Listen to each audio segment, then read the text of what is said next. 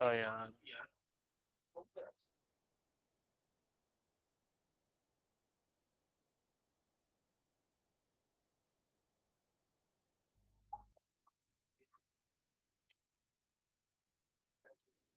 अच्छा, हमने स्टार्ट किया था इन्वेस्टमेंट इन डिबेंचर्स, यानी हमने किसी कंपनी के डिबेंचर, लोन और टीएफसीज ये परचेज कर लिया। इन शॉर्ट अगर मैं कहूँ सिंपल वर्ड्स में, कि हमने किसी कंपनी को लोन दे दिया, तो बदले में हमें इंटरेस्ट मिलना है। ठीक है। तो उसमें हमने पढ़ा कि था हमारे पास तीन मॉडल है। सबसे पहला मॉडल, अगर हमने उसको होल्ड करना है टिल मैच्योरिटी, इन्वेस्टमेंट और इन डिबेंचर्स को, लोन नोट्स को, तो हम क्या कहेंगे, सिंपली हम उसको अमोर्टाइज कॉस्ट के ऊपर रख सकते हैं। दूसरा मॉडल हमारे पास था कि अगर हमने उसको होल्ड टिल मैच्योरिटी करना है, या फिर हमने जब गुड ऑप्शन या अपॉर्चुनिटी अराइज होगी उसको हम सेल आउट कर देंगे। ठीक है। तो हम उसको कहेंगे कि हम उसको डेजिग्नेट कर सकते हैं, रख सकते हैं कहाँ पे, एफईटीओसीआई के ऊपर। और अगर हमने रखा ही कुछ लिए अपने पास इन्वेस्टमेंट डिबेंचर्स में, इसलिए किया कि हम उसको ट्रेडिंग पर्पसेस के लिए यूज करेंगे। जैसे ही इंटरेस्ट रेट फ्लक्चुएट करेंगे हमारी कंट्री के अंदर, हम उसके ऊपर हमें कोई इंटरेस्ट गेन्स आ रहे होंगे, तो हम क्या करेंगे, एफईटीपीएल मॉडल के ऊपर हम उसको रख देंगे, अगर हमने उसको ट्रेडिंग पर्पसेस के लिए गेन कमाने के लिए रखा हुआ है। ठीक है। तो ये था हमारा टेस्ट नंबर 2, कि ये तो मॉडल थे कि हम ये मॉडल यूज कर सकते हैं, लेकिन ये मॉडल यूज करने के लिए भी इससे पहले टेस्ट नंबर 1 लगेगा, फिर हम हमारे पास इन तीन में से एक ऑप्शन होगा। और वो टेस्ट नंबर 1 ये था कि फॉर एग्जाम्पल ये हम है, ठीक है, और ये बंदा है जिसको हमने लोन दे दिया, यानी कि इस बंदे से हमने इसको पैसे दिए कैश, और हमने इसके डिवेंचर्स को परचेज कर लिया। अब हमने जब इसके डिवेंचर्स परचेज किए तो हमें दो, जब भी हम किसी को लोन देते हैं तो हमें दो चीजें मिलती हैं। एक तो प्रिंसिपल अमाउंट, और उसके अलावा हमें इंटरेस्ट मिलता है। प्रिंसिपल अमाउंट हमारी यहाँ पे फॉर एग्जाम्पल ₹1,00,000 का हमने लोन दिया है, तो हमें प्रिंसिपल वापस एटीन मेच्योरिटी पे हमें ₹1,00,000 वापस मिल जाएगा, और प्लस उसके ऊपर जो इंटरेस्ट मिलना है वो मिलेगा। ठीक है।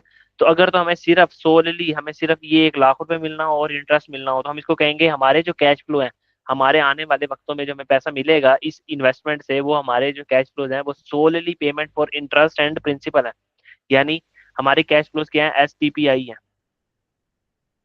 Solely payment for principal and interest, कि हमें बदले में सिर्फ प्रिंसिपल अमाउंट मिलेगी और इंटरेस्ट मिलेगी, और इसके अलावा भी कोई चीज है जो हमें वो नहीं मिलेगी। ठीक है। उसके अलावा भी अगर आपको फॉर एग्जाम्पल कोई पाकिस्तान में है कि आपको परपेचुटी, आप परपेचुटी लोन नोट्स खरीद लेते हो, उसमें ये होता है कि आपको कभी प्रिंसिपल अमाउंट वापस नहीं मिलती, लेकिन इंटरेस्ट आपको मिलता रहेगा, आपके बच्चों को मिलेगा, बच्चों के बच्चों को मिलेगा, अगर पूरी नस्ल को कोई पता नहीं इनफाइनाइट टाइम पीरियड के लिए मिलता रहेगा। तो उसमें आपको प्रिंसिपल कभी वापस नहीं मिलना। ठीक है, प्रिंसिपल कभी वापस नहीं मिलना, लेकिन इंटरेस्ट मिलता रहेगा, और वो पता नहीं कब तक मिलता रहेगा। तो वो हमारा, हम कहेंगे कि हमारा cash flow characteristic test pass नहीं किया।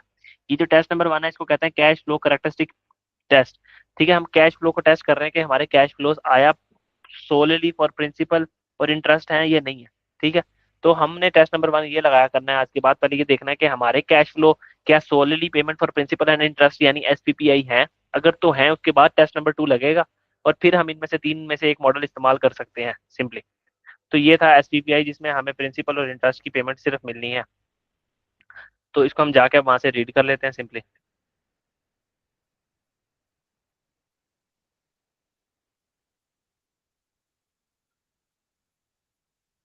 तो हमने कैश फ्लो करेक्टरिस्टिक टेस्ट लगाया कि कैश फ्लो करेक्टरिस्टिक टेस्ट किया, एसपीपीआई का मतलब क्या है कि प्रिंसिपल और इंटरेस्ट ऑन स्पेसिफाइड डेट हमें मिलना हो। अगर तो ये टेस्ट क्या है, पास पास है, तो फिर इन तीन मॉडल में से हम कोई भी मॉडल यूज कर सकते हैं। लेकिन अगर ये टेस्ट फेल है, डायरेक्ट फेल है, मतलब इसके अलावा भी हमें कोई चीज मिल रही है, ऐसा हमारे कैश फ्लो क्या है, एसपीपीआई नहीं है, या cash flow characteristic test pass नहीं हुआ, ठीक है, तो हम कहेंगे कि टेस्ट फेल है, और फिर हमारे पास एक ही मॉडल का ऑप्शन है, एफईटीपीएल, कि गेन और लॉस आपने सीधा कहाँ लेके जाना है, पीएनएल के अंदर। तो कभी वो कह सकता है कि आपका कैश फ्लो करेक्टरिस्टिक पास है, कभी वो कहेगा कि आपके कैश फ्लो जो है वो एसपीपीआई नहीं है। तो किसी भी तरीके से वो बात कर सकता है, मतलब आपने समझना उनका। अच्छा, अब इसमें ये बात बहुत अहम है, ये एमसीक्यूज के अंदर ज्यादा टेस्ट होती है। वो कह रहा है इनिशियल रिकग्निशन के ऊपर, जैसे हमने वहां पे पढ़ा था कि अगर इनिशियल रिकग्निशन के ऊपर हमने इररिवोकेबली डेजिग्नेट कर दिया अपनी इंस्ट्रूमेंट, जो फाइनेंशियल एसेट था उसको हमने डेजिग्नेट कर दिया एफवीटी ओसीआई पे, और वो जो हमारी डेजिग्नेशन, ये रिकग्निशन है, वो इररिवोकेबल है, कैंसलेबल नहीं, मतलब कैंसिल नहीं हो सकती। तो हम कहेंगे कि हाँ भाई एफवीटी ओसीआई पे रख लो, आप गेन भी वहां पे ले जाओ ओसीआई के अंदर, और लॉस भी ओसीआई के अंदर ले जाओ। एक ही शर्त पे आपको वो ओसीआई अलाउ था। ठीक है। इस वाली इन्वेस्टमेंट के अंदर आप, अगर आपने इनिशियल रिकग्निशन के ऊपर इरिवोकेबली डेजिग्नेट कर दिया एफईटीपीएल के ऊपर, ठीक है, क्यों, अगर या तो आपने उसको एफईटीपीएल के ऊपर इनिशियल रिकग्निशन के ऊपर डेजिग्नेट कर दिया, या फिर अब वो आपके अकाउंटिंग क्या नाम देते हैं, अकाउंटिंग की इनकंसिस्टेंसीज और अकाउंटिंग मिसमैच को रिड्यूस करता हो, तो आपके पास ये ऑप्शन मौजूद है कि आप अपनी जो इन्वेस्टमेंट आपने की है ना डिबेंचर्स को, उसको F E T P L पे रख लो। बेसिकली पूरी बात का मकसद ये है कि अगर तो आपने रखा पहला टेस्ट पास कर लिया, पहला टेस्ट पास करने के बाद अगर तो स्टैंडर्ड कहता है मेजोरिटी तक होल्ड करना है, तो आप अमोर्टाइज कॉस्ट लगाओ। अब आप दूसरे नंबर पे अगर मेच्योरिटी पे रखना है और उसके बाद गेन आए या अच्छा ऑप्शन मिले, तो आपने क्या नाम लेते हैं एफ ई टी ओ सी आई पे ले जाना है, और इरिवोकेबली क्या नाम लेते हैं डिफॉल्ट मॉडल जो F E T P L पे। अब ये तीन तो स्टैंडर्ड ने बता दिए, आप चाह रहे हो कि नहीं मैंने रखना भी मेच्योरिटी तक है, लेकिन मैं F E T P L लगाना चाहता हूँ, तो स्टैंडर्ड कहता है मैं तब इजाजत दूंगा कि आपने इनिशियल रिकग्निशन के ऊपर एफईटीपीएल को मान लिया हो कि भाई मैं एफईटीपीएल ही लगाऊंगा, फिर आप उसको चेंज ना करो पूरी जिंदगी। या एफईटीपीएल लगाने का मकसद ये है, बनता तो ये है असूल के मुताबिक कि आप एफईटीओसीआई पे रखो या अमोर्टाइज कॉस्ट पे रखो, लेकिन अब आप एफईटीपीएल पे रखना चाह रहे हो, खुद ब खुद रखना चाह रहे हो, तो उसकी एक वजह ये होनी चाहिए कि या तो आपने इनिशियल मेजरमेंट के ऊपर ही डिसाइड कर लिया हो और हमें बता दिया हो, या फिर इससे आपकी अकाउंटिंग इनकंसिस्टेंसी जो है ना उसके अंदर कंसिस्टेंसी आए। इनकंसिस्टेंसी को रिमूव करने के लिए अकाउंटिंग मिसमैच को, मतलब कि आपकी जितनी भी इन्वेस्टमेंट्स हैं उन सब के ऊपर जो गेन एंड लॉस है वो पीएनएल में जा रहा है, लेकिन डिबेंचर का गेन एंड लॉस सिर्फ ओसीआई में जा रहा है। तो अकाउंटिंग मिसमैच आ रहा है या इनकंसिस्टेंसी आ रही है आपकी फाइनेंशियल स्टेटमेंट के अंदर, वो कहते हैं कि भाई हम इस इनकंसिस्टेंसी को मिटाने के लिए हम इसको भी पीएनएल में डाल देते हैं, लेकिन स्टैंडर्ड कहता है कि आपको डालना चाहिए ओसीआई में। तो स्टैंडर्ड ने एक ही जगह इजाजत दी है कि भाई या तो इनिशियल रिकग्निशन पे आप पहले ही डेजिग्नेट कर दो इसको, या फिर इससे आपका अकाउंटिंग मिसमैच रिड्यूस होता हो तो फिर रख लेना, वरना तो पहला टेस्ट लगाना फिर दूसरे टेस्ट में जो मॉडल पे चल रहे हो ना उस मॉडल पे जाना। तो ये इस पूरी थीम का मकसद था। अच्छा, अब हमने इनकंसिस्टेंसी और मैच ये कैसे होगी, हमें कैसे पता चलेगा? हमें कैसे पता लगेगा? जी।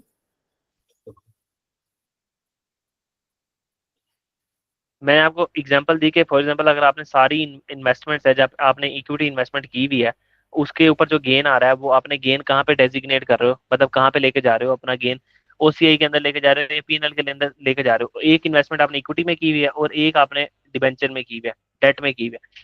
तो इक्विटी इक्विटी वाली जो एक इन्वेस्टमेंट है उसका गेन पीएनएल के अंदर जा रहा है और लॉस भी पीएनएल के अंदर जा रहा है, लेकिन डेट वाली का ओसीआई के अंदर जा रहा है। ठीक है। ठीक है। तो इस इनकंसिस्टेंसी को मैच जो है ना इसको रिमूव करने के लिए बाद टाइम आप क्या करते हो कि आपकी सारी की सारे गेन्स एक ही जगह पे आप दिखा दो। तो ये बातें हम्म। आपसे वो इतनी डिटेल में पूछेगा नहीं, सिर्फ एमसीक्यूज में ये लाइन लिख देगा कि आप एफपीटीपीएल मॉडल को कब यूज कर सकते हो। आप कहोगे कि जब आपके पास या तो इनिशियल रिकग्निशन पे कर सकते हो, या तो आपके पास अगर अकाउंटिंग मिसमैच आ रहा है उसको रिड्यूस करने के लिए कर सकते हो, या कोई इनकंसिस्टेंसी है उसको रिमूव करने के लिए कर सकते हो। लेकिन डिफॉल्ट कैटेगरी में ये है कि अगर टेस्ट ना पास हुआ तो ये यूज करना, और अगर टेस्ट पास हो गया तो फिर अपनी नीयत देखना, फिर नीयत के हिसाब से तीन मॉडल यूज करना। ठीक है।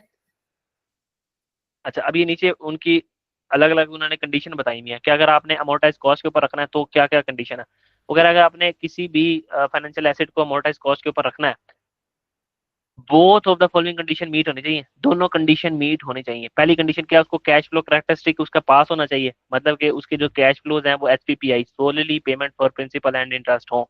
ठीक है, प्रिंसिपल और इंटरेस्ट ही आपको मिले ऑन स्पेसिफाइड डेट्स के ऊपर, बस। पहला टेस्ट अगर उसने पास कर लिया, और दूसरा आपका बिजनेस मॉडल क्या हो, आपने होल्ड टिल मेच्योरिटी करना हो, क्योंकि ऊपर पड़ गया है ना होल्ड टिल मेच्योरिटी करोगे तो मोनेटाइज कॉस्ट पे जाओगे। इनमें से एक टेस्ट भी फेल है तो सीधा कहाँ गए, एफपीटीपीएल के ऊपर।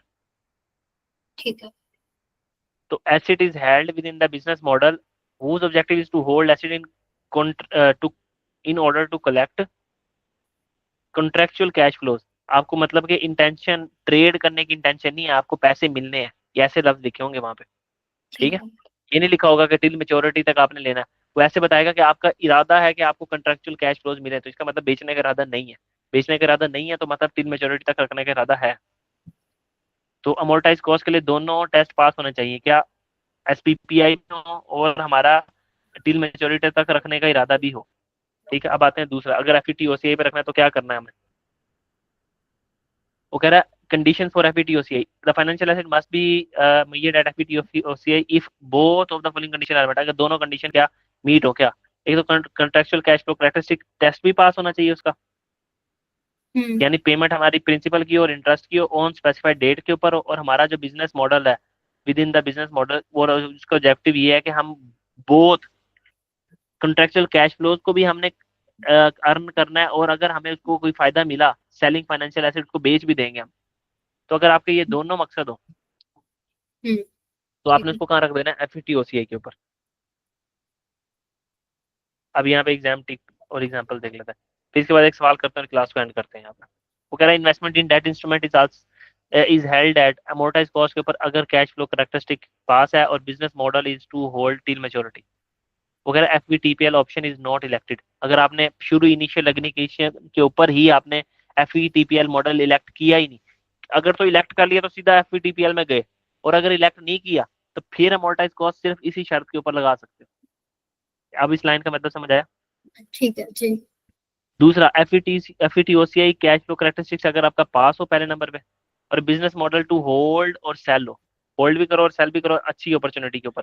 या दूसरा मतलब ये है कि एफईटीपीएल आपने इनिशियल रिकग्निशन पे उसको इलेक्ट ही ना किया हो, अगर तो ठीक है। इलेक्ट किया तो फिर तो बारो बार एफईटीपीएल पे जाएगा। और अगर ठीक है। FETPL if entity made irrevocable election, अगर उसने नॉन कैंसिलेबल इलेक्शन कर लिया है, ये इरादा कर लिया है इनिशियल रिकग्निशन के ऊपर कि अब आपने वो डेट इंस्ट्रूमेंट रखना ही किसके लिए, ट्रेडिंग के लिए, तो आपने सीधा एफईटीपीएल लगाना। अभी कुछ एग्जांपल दिए आगे, इनको हम काट देते हैं ऐसे और देखते हैं हम कौन सा मॉडल लगाते हैं।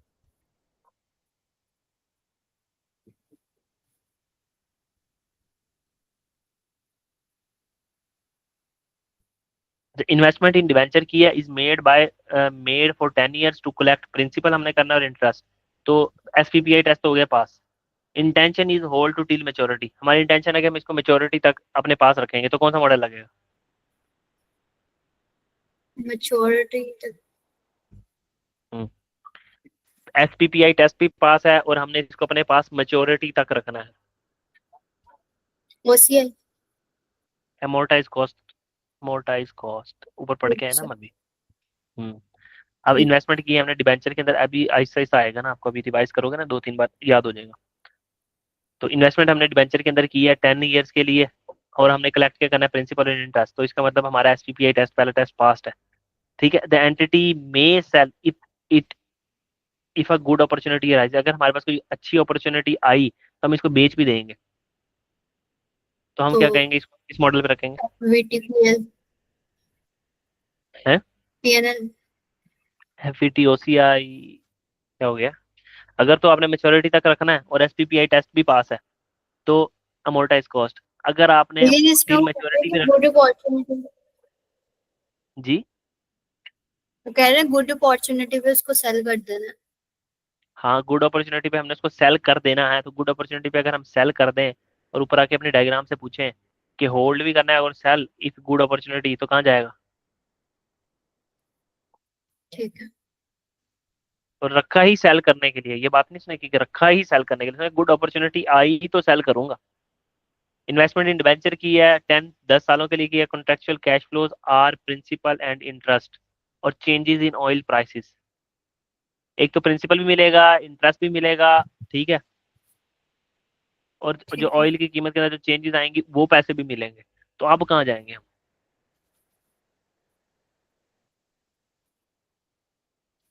Principal OCI. अब हम कहेंगे कि पहला नंबर लगाया टेस्ट नंबर 1। टेस्ट नंबर 1 कहता था आपके कैश फ्लो एसपीपीआई होने चाहिए, यानी solely payment for principal interest होना चाहिए। हमने पहला सवाल पढ़ा, उसने कहा कि आपको मिलेगा प्रिंसिपल, आपको मिलेगा इंटरेस्ट, आगे कोई बात लिखी थी। नहीं। हाँ, हमने कहा टेस्ट नंबर 1 पास, फिर आए टेस्ट नंबर 2 के ऊपर, इंटेंशन होल्ड की थी तो मोटाइज कॉस्ट लगा दो, हमने मोटाइज कॉस्ट लगा दी। सवाल नंबर 2, एसपीपीआई टेस्ट पहले वाला लगाना है, प्रिंसिपल मिलेगा इंटरेस्ट मिलेगा, फिर पहला टेस्ट पास तो दूसरे पे आए, दूसरे पे आके पूछा मेच्योरिटी तक होल्ड करना है या मेच्योरिटी तक होल्ड भी करना है और सेल भी करना है, तो उसने कहा मेच्योरिटी तक होल्ड भी करना है और सेल भी करना है गुड अपॉर्चुनिटी पे, तो हमने कहा एफईटीओ से ही लगा दो। तीसरे में आए, पहला टेस्ट लगाना है एसपीपीआई, उसने कहा प्रिंसिपल भी मिलेगा, इंटरेस्ट भी मिलेगा, और ऑयल के अंदर जो भी चेंजेस आएंगी उसकी प्राइसेस भी मिलेंगी। हमने कहा तो पहला टेस्ट ही फेल हो गया, एसपीपीआई हम्म। है ही नहीं। और अगर contractual cash flow characteristics test pass ही ना हो तो सीधा बारो बार नहर वाले पुल पे। ठीक है सर।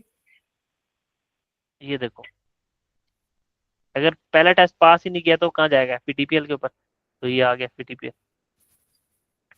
और अगर हमने इन्वेस्टमेंट की है, कॉन्ट्रेक्चुअल कैश फ्लो और प्रिंसिपल मिलना है, इंटरेस्ट मिलना है, चेंजेस इन ऑल प्राइस मिलनी है, बस तो पहला टेस्ट ही पास नहीं होता है पीटीपीएल। और उसने आगे वैसे लिख भी दिया कि entity sell if good opportunity arise. अब ये बात लिखने से कोई फायदा नहीं है, क्योंकि पहला टेस्ट ही पास नहीं है, तो सीधा वो FVTPL पे जाएगा।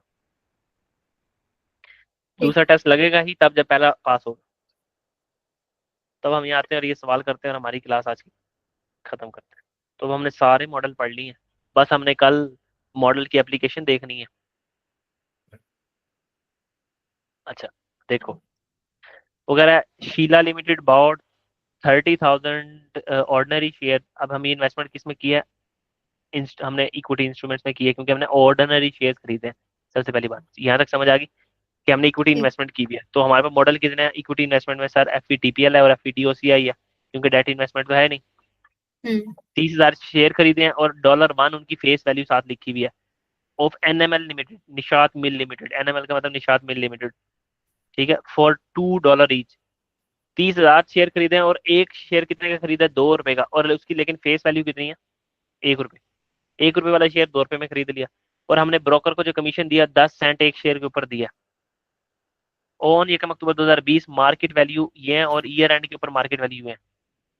तो हमने इसका मतलब हमने खरीदा है यकम अक्टूबर 2020, तो हमने यहाँ अब आया और हमने इसकी काउंटिंग सीखनी है। पहला, अगर if entity has made irrevocable election. Irrevocable election का क्या मतलब था? पुराना हो गया होगा, याद कराता हूँ ऊपर जाके। वही स्टैंडर्ड, हमने इन्वेस्टमेंट की इक्विटी के अंदर, और स्टैंडर्ड से आके पूछा, स्टैंडर्ड ने कहा बताओ बच्चा किस लिए रखा हुआ है अपने पास, क्या इलेक्शन करवा लिया आपने? हमने कहा जी हमने इलेक्शन करवा लिया, और हमने डिसाइड कर लिया कि हमने सारे का सारा गेन लॉस कहाँ लेके जाना है, OCI के अंदर। इरिवोकेबली इलेक्टेड हमने कर लिया है इनिशियल रिकग्निशन के ऊपर हम।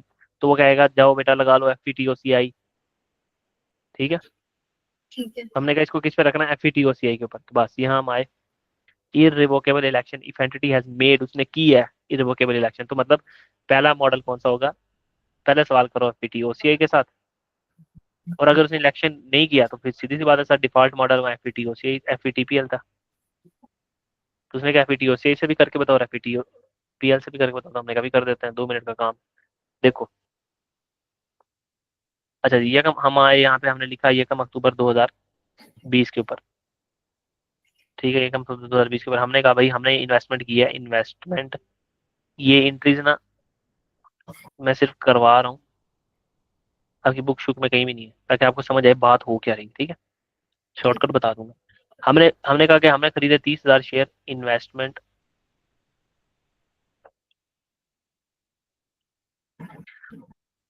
30,000 शेयर, और एक शेयर मिला हमें ₹2 का, तो हमने लिख दिया इन्वेस्टमेंट इन शेयर डेबिट कितने थे? 60,000। ठीक। और हमने अपने अपने पास से क्या कर दिया? कैश क्रेडिट 60,000 में।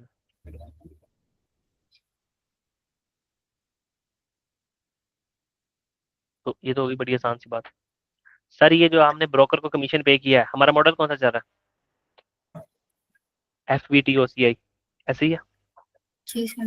हमने पढ़ा था जब भी FVTOCI मॉडल हो तो आपने ट्रांजैक्शन कॉस्ट को क्या करना है? कैपिटलाइज, ऐसे ही है ना। जी सर। हमने कहा ₹10 पर शेयर के ऊपर हमने कमीशन दिया ब्रोकर को, तो हमने इसको कमीशन एक्सपेंस डेबिट करने की बजाय हमने इन्वेस्टमेंट इन शेयर ही डेबिट कर दिया। हमने किया इन्वेस्टमेंट इन शेयर डेबिट, इकट्ठे भी कर सकते थे एंट्री, कोई मसले वाली बात नहीं। हमने कहा 30,000 शेयर, और एक शेयर के बदले 10 सेंट देंगे, यानी 0.10 देंगे। तो ये कितने बन जाएंगे जल्दी से बताना? 30,000 का 10%, 3,000 रुपये।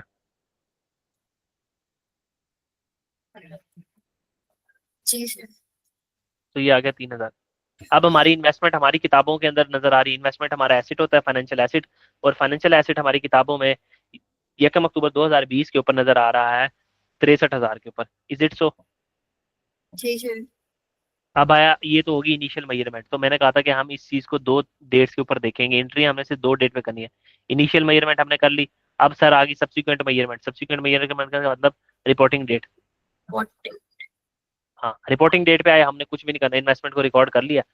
2020 के एंड पे शेयर की प्राइस 2.5 पे पहुंच गई, ठीक है। तो हम यहाँ आए,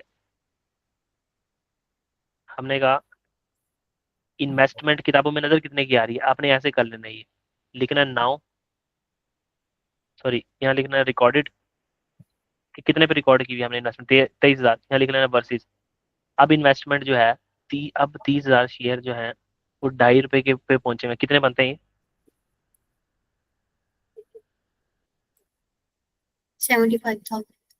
75,000। तो हमने कहा कि देखें, सिंपल सी बात है कि हमने इन्वेस्टमेंट हमारी 63,000 रुपए की इन्वेस्टमेंट इनिशियल रिकग्निशन यानी 1 अक्टूबर पे हमने डेबिट की थी। अब हमारी जो इन्वेस्टमेंट है ना इस वक्त किताबों में, इस वक्त ईयर एंड के ऊपर ना कितने पे पहुंच चुकी है? 75,000। 75,000 पे। तो इसका मतलब हमारी इन्वेस्टमेंट पे हमें गेन आ गया, कितने का गेन आ गया?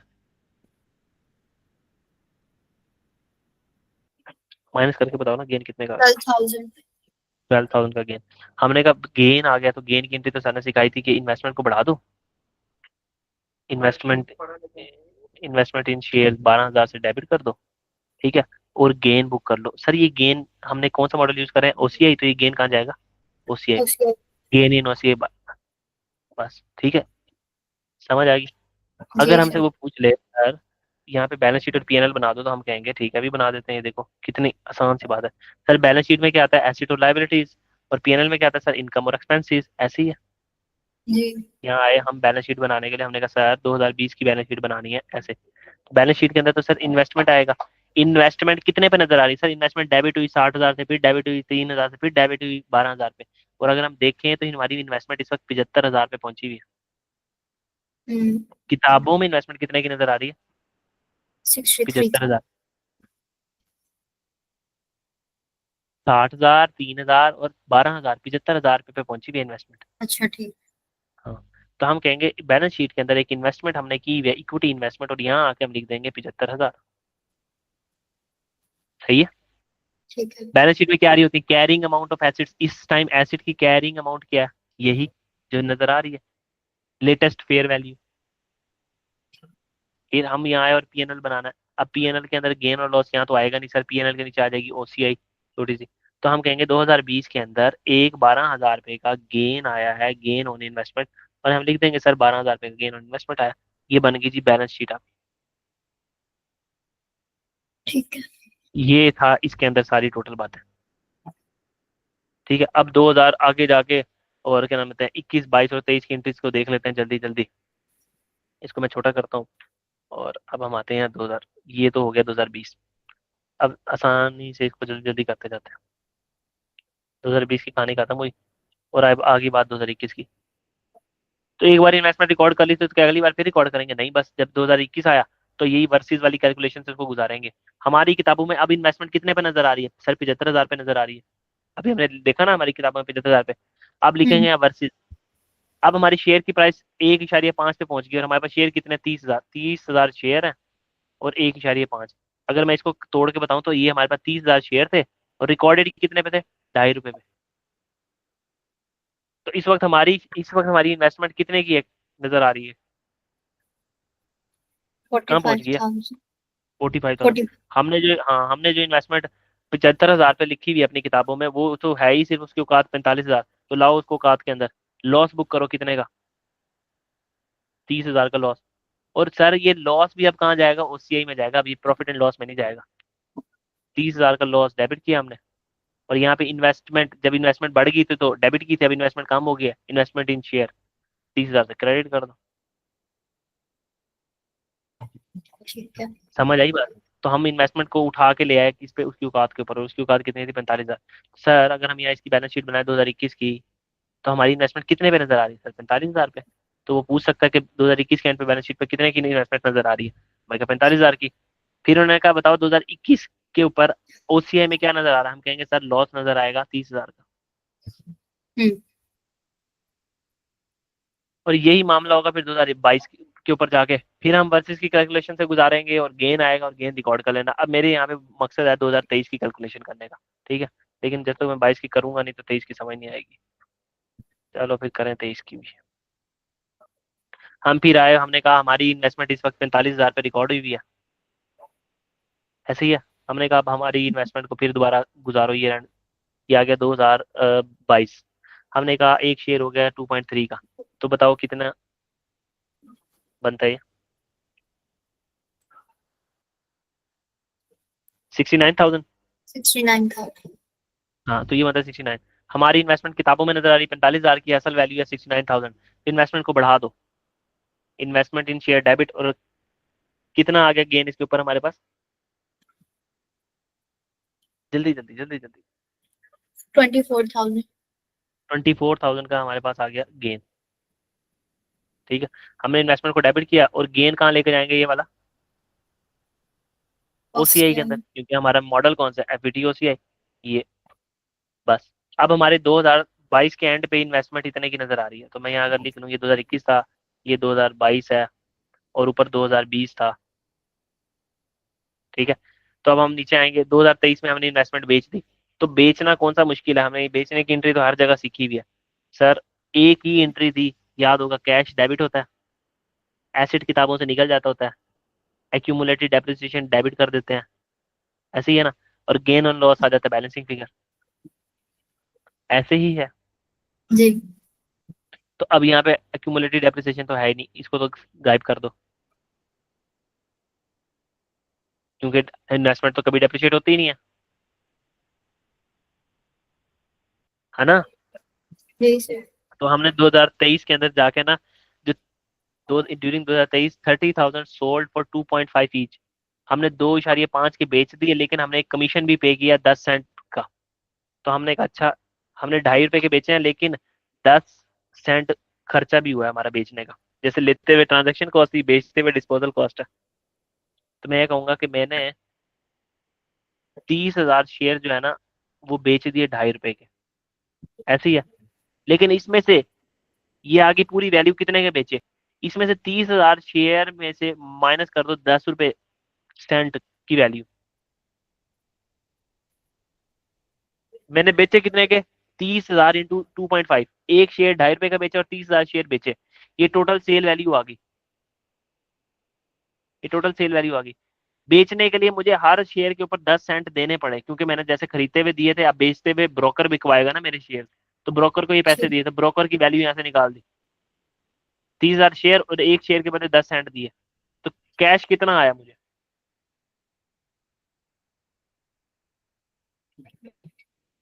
75। हाँ, तो मैं अपने पास एंट्री कर लूंगा कि मेरे पास कैश डेबिट हुआ 75,000 से, और इन्वेस्टमेंट जितने की नजर आ रही है किताबों में सेवेंटी उतने की फाइव निकाल दी थी थाउजेंड ना। में से 3,000 निकालना सर, 72,000। 72,000, ठीक है। तो ये आ गया 75,000, 75,000 में टोटल मिले। फिर हमने ब्रोकर को जाके कहा ये लो भाई 3,000 तुमने हमारी इन्वेस्टमेंट बिकवाई है, ये लो। इन्वेस्टमेंट हमारी किताबों में रिकॉर्ड हुई थी 69,000 पे, याद होगा। तो इन्वेस्टमेंट हम्म। जितने पे रिकॉर्ड हुई थी निकाल दो कैरिंग अमाउंट उसकी। अब 69,000 वाली इन्वेस्टमेंट अगर हमने 72,000 की बेच दी, तो 3,000 का गेन कमा लिया, तो गेन कहाँ आएगा यहाँ पे? सर ये गेन कहाँ जाएगा? बेचने वाला गेन मैंने बताया था हमेशा पीएनएल में जाता है, ठीक है। ठीक है। तो अगर मैं 2023 जब भी कोई चीज बिक गई तो वो रियलाइज हो गया उसका गेन, तो अब यहाँ 2023 की बैलेंस शीट अगर मैं बनाऊं, तो मैं कहूंगा यहाँ पे कोई हमारे पास एसेट नजर आ रहा होगा, फाइनेंशियल एसेट, हम कहेंगे नहीं सर बिक गया। लेकिन 2023 की अगर मैं पीएनएल बनाऊं, यहाँ पे एसेट तो बिक गया ना, तो किताबों में एसेट थोड़ी नजर आएगा। तो हम हम्म। कहेंगे gain on disposal of instrument, financial instrument या डिबेंचर जो हमारे पास आया, वो गेन वो कितना आएगा? 3,000 का। ठीक हो गया। जी सर। ये था एफ ई टी ओ सी आई। और सर अगर F E T P L model हो, फिर देखो अभी 2 मिनट में उसकी अकाउंटिंग कैसे होती। दूसरा model F E T P L था ना हमारा, तो जब हमने इन्वेस्टमेंट खरीदी थी, तो हम अपने पास एंट्री क्या करेंगे? इन्वेस्टमेंट, इन्वेस्टमेंट इन शेयर डेबिट। हमने खरीदे थे सर 30,000 शेयर, और एक शेयर खरीदा था ₹2 का, तो हमने किए थे एंट्री 60,000। इन्वेस्टमेंट इन share debit 60,000 sir, cash credit 60,000 से। ठीक है सर, फिर उसके बाद क्या हुआ था? फिर हमने ट्रांजेक्शन कॉस्ट पे की थी। जब भी आप F T P L model use करो, तो ट्रांजेक्शन कॉस्ट को एक्सपेंस आउट करना है, कैपिटलाइज नहीं करना। याद है वो टेबल? जी सर। तो हमने लिख दिया कि हमारा जो कमीशन है, कमीशन एक्सपेंस डेबिट, और ये एक्सपेंस सीधे का सीधा पीएनएल में गया, कितने का? ₹3,000 का। और ये निकला कैसे था कि हमने 30,000 शेयर थे, और एक शेयर के बदले 10 सेंट दिए थे, यानी 0.1, और कैश क्रेडिट। ये हो गया। ये तो हो गई थी इनिशियल मेजरमेंट, आईएम का मतलब इनिशियल मेजरमेंट। फिर आ गया था सब्सिक्वेंट मेजरमेंट। सब्सिक्वेंट मेजरमेंट यानी रिपोर्टिंग डेट पे क्या करना है? रिपोर्टिंग डेट पे उसकी वैल्यू आ रही थी हमारे पास मेरे ध्यान से निकल गया, ऊपर जाके देखते हैं। पहले साल के एंड पे शेयर की जो वैल्यू थी वो थी 2.5, 1.5 और 2.3। तो हम यहाँ आते हैं।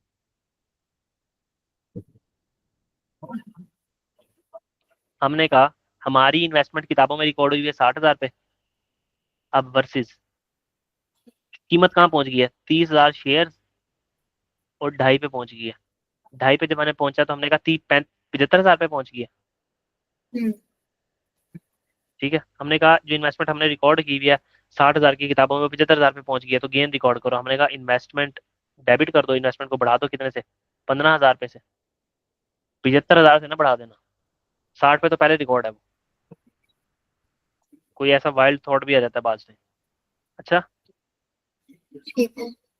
और ये जो गेन है सर, अब ये गेन पीएनएल में जाएगा क्योंकि हम एफ मॉडल यूज कर रहे हैं 15,000। बस कुछ भी नहीं करना बहुत मजीद। बैलेंस शीट कैसे बनेगी, जैसे पहले बनती थी। यहाँ आएंगे और बैलेंस शीट 2020 की बनाएंगे। अब हमारा एसिड किताबों में ये जो इन्वेस्टमेंट है ये कितने पे नजर आ रही है सर, ये 75,000 पे उठा के ले गए हम इसको, तो ये 75,000 पे आ जाएगी। अगर मैं पीएनएल बनाऊं 2020 का, तो सर ये जो क्या नाम लेते हैं, आपका कमीशन एक्सपेंस है, तो यहाँ पे नजर आ जाएगा। कमीशन एक्सपेंस कितने का, 3,000 रुपये का कमीशन एक्सपेंस नेगेटिव नजर आ जाएगा। 3,000 का कमीशन एक्सपेंस, ठीक है। प्लस जो आपको गेन आया, आपको गेन भी मैं यहाँ ही लिख रहा हूँ 15,000 रुपये का। ठीक है, तो नेट में हमारे पास गेन गया हुआ है। वो ये भी पूछ सकता है बताओ एक्सपेंस कितना गया, गेन कितना गया, ये पूछ सकता है नेट में गेन है कि एक्सपेंस है। तो 12,000 रुपये का हमारा नेट गेन जो पीएनएल के अंदर गया। ठीक है, अब आपने हर साल यही करना है। 2021 के एंड के ऊपर आपने कहना है कि 75,000 पे रिकॉर्ड हुई हुई है हमारी इन्वेस्टमेंट, और अब 30,000 जो शेयर्स हैं उनकी वैल्यू जो मार्केट में है वो 1.5 पे आ गई है।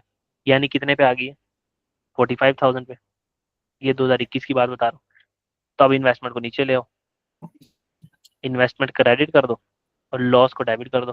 कितने से, 75 पे जो चीज रिकॉर्ड हुई है 45 की, 30,000 का लॉस, इन्वेस्टमेंट 30,000 से कम होगी। तो ये लॉस सर कहाँ जाएगा, एफटीपीएल मॉडल है तो पीएनएल के अंदर जाएगा। अब 2021 की बैलेंस शीट बना रहे होगे तो इन्वेस्टमेंट कितने पे नजर आएगी। ये जवाब अगर सही दे दिया तो यही क्लास खत्म कर। 2021 की जब आप बैलेंस शीट बना रहे होगे तो इन्वेस्टमेंट किताबों में कितने की नजर आ रही होगी। 30,000 को वन, उसका जो रेट है। इन्वेस्टमेंट मुझे वैल्यू बताओ इन्वेस्टमेंट की कितने पे नजर आ रही होगी बैलेंस शीट में।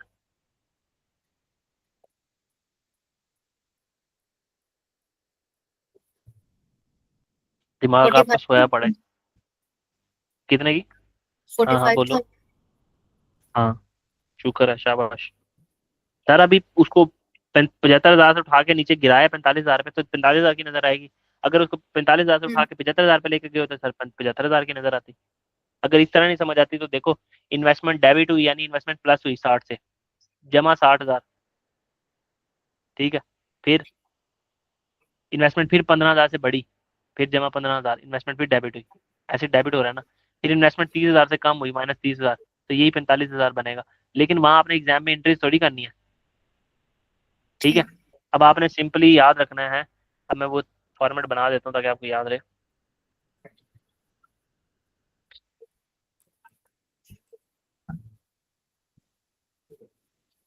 अगर उसने हमें कहा हो कि क्लोजिंग इन्वेस्टमेंट की फिगर बताओ कितनी है, यानी रिपोर्टिंग डेट पे इन्वेस्टमेंट कितनी नजर आएगी बैलेंस शीट के ऊपर, क्लोजिंग इन्वेस्टमेंट जिसको कहते हैं हम, जो हमारी बैलेंस शीट पे नजर भी आती है, उसकी वैल्यू कैसे निकलेगी। तो हम उसको सिंपल सी कहेंगे, हम कहेंगे ओपनिंग इन्वेस्टमेंट की वैल्यू कितनी थी, पिछले साल इन्वेस्टमेंट की वैल्यू क्या थी। ठीक है, वो यहाँ पे क्या करेंगे हम, ऐड। सबसे पहले इसको हमने यहाँ पे कर दिया ऐड। यूं कर लेते हैं चलो। फिर ओपनिंग इन्वेस्टमेंट के बाद अगर कोई गेन आया, गेन ऑन इन्वेस्टमेंट, तो उसको हम क्या कर देंगे यहाँ, ऐड। कोई डिविडेंड हमें मिला, डिविडेंड की बात नहीं करनी चलो। कोई हमारे पास लॉस आया, उसको क्या कर देंगे हम, माइनस। कोई डिस्पोजल हुआ, क्या पता हमने पूरी की पूरी इन्वेस्टमेंट ना बेची हो, पार्शियल इन्वेस्टमेंट बेच दी हो, आधी बेच दी और आधी पड़ी हो, तो डिस्पोजल को यहाँ कर देंगे माइनस, तो क्लोजिंग इन्वेस्टमेंट निकल आएगी हमारे पास। समझ आया जो बैलेंस शीट में जानी है। जी सर। तो इक्विटी इन्वेस्टमेंट कंप्लीट हो गया हमारी तरफ से। कल डेट वाले 3 मॉडल देखेंगे, 3 में से जो 2 हैं वो बिल्कुल as it is ditto copy यही है, FETPL और FETOCI। एक अमोर्टाइज कॉस्ट है जिसमें एक छोटा सा टेबल बनेगा, और वो टेबल भी इंतहाई आसान है, फिर स्टैंडर्ड खत्म। तो एक क्लास इसकी कल सुबह होगी, और उसके बाद एक क्लास एक छोटे से स्टैंडर्ड उसकी होगी कल, इंशाल्लाह हमारा सिलेबस जो है ना वाइंड अप हो जाएगा, होप सो। ठीक है जी। बाकी फिर फाइनल अकाउंट तो चलता ही रहेगा। कोई सवाल हो, कुछ समझ ना आया हो तो मुझसे पूछ लो, नहीं तो फिर मैं